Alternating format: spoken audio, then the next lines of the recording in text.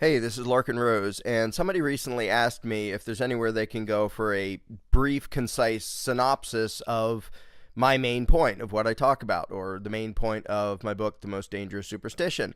And I couldn't think of a place, so this is it. Here is the main problem with the world and the solution in 2 minutes. Gonna have to listen fast. Ready, go. Most conflict, violence, and injustice is the result not of individual malice, but of people imagining an obligation to obey a perceived authority, usually government. In their daily lives, most people accept the non-aggression principle. It's not okay to rob or attack other people. But they've been taught that government has an exemption from that rule, and that legalized theft and thuggery, taxation, and law enforcement are moral, legitimate, and necessary for society. Here are 3 independent proofs that the concept of government is not just susceptible to corruption and abuse, but is, by its very nature, self-contradictory and insane. Number 1, there is no document or procedure whereby any person or group of people can delegate to another a right which the first person or group didn't have to begin with.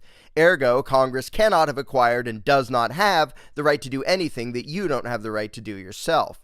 2, you can't have a moral obligation to do what you think is wrong. Whenever there's a conflict between what authority commands and your own conscience, you have the right to disobey. But if that's true, then the one giving orders isn't authority, since authority means the one with the right to rule you and the one you must obey.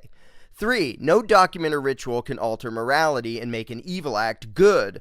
Either man-made law matches objective morality, in which case the law is redundant and irrelevant, or it conflicts with objective morality, in which case it is illegitimate and should be disobeyed. Either way, legislation never creates any obligation to obey, and therefore has no authority. Once all of this is widely understood, that's the end of most of the theft, thuggery, oppression, and war in the world, which happens now as a result of the belief in government, meaning a rightful ruling class. If evil were committed only by genuinely nasty people, instead of being condoned and committed by almost everyone, all those who imagine that legalizing evil makes it good and imagine that agents of authority have rights the rest of us don't, the world would be a far more peaceful and just place. Amen.